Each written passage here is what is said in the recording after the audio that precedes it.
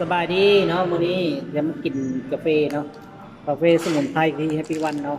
อันนี้เป็นกาแฟกล่องหนึงจะมี12ซองเนาะ12ซองเป็นแฮปปี้วันเนาะนี่หน้าตาจะสวยงามเนาะกาแฟบางคนว่าโอ้ค่อยกินกาแฟบ่ได้บ่แม่นเนาะตัวนี้เป็นสมุนไพรเนาะแต่มีกาแฟเล็กๆน้อยๆนี่มันทรงมาแบบนี้เนาะหน้าตาแบบอ่าคนนี้มีปัญหาเกี่ยวกับโรคกระเพาะเนาะกรดไหลย้อน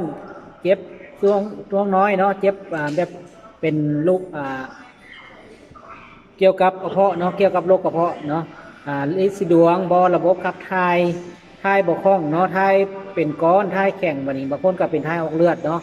บางคนก็เป็นติ่งออกมาก็มีเนาะแนะนำให้กินสมุนไพรเนาะสองอย่างควบคู่กันเลยมีเป็นสุดเลยเนาะอันนี้คือเป็นสุดสำหรับคนที่มีปัญหาเกี่ยวกับโรคกระเพาะหรือลำไส้กระเพาะลมกระเพาะเส้นประสาทเนาะก็แบบทายยากทายแข็งเจ็บลำไส้เช่นนี้เนาะแบบบางคนก็เป็นติ่งออกมาทายยากเนาะทายออกเลือดแบบนี้แนะนำให้กิน